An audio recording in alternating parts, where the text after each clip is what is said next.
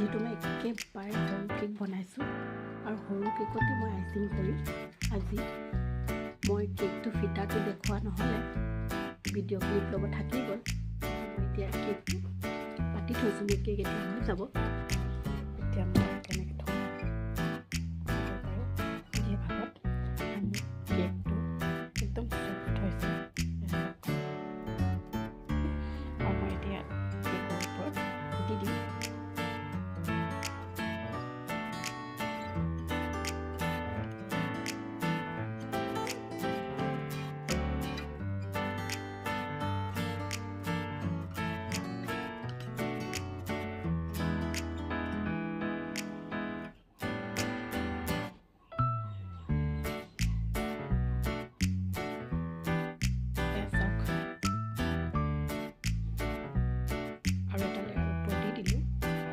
একেবাৰে মই আপোনালোকক লগ পাই আছোঁ।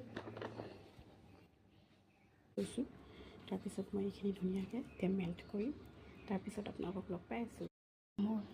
মোৰ চকলেটখিনি মেল্ট হৈ গ'ল আৰু মই এতিয়া গাইছ চাওক, যিহেতু এইখিনি হৈ গ'ল, তাৰপিছত একেবাৰে আপোনালোকক ফাইনেল লুকটো দেখাই আছোঁ গাইছ। চকলেট যিহেতু ক্ৰীমৰ কালাৰটো অলপ বেলেগ হ'ব বুলি অকণমান দি দিছোঁ। গাইছ মোৰ কেক হৈ গ'ল ৰেডি। একেবাৰে চিম্পল হয়।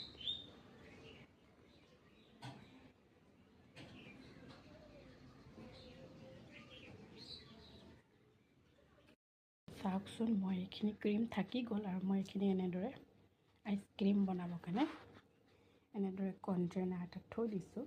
এইখিনি কেইদিনমানৰ পৰা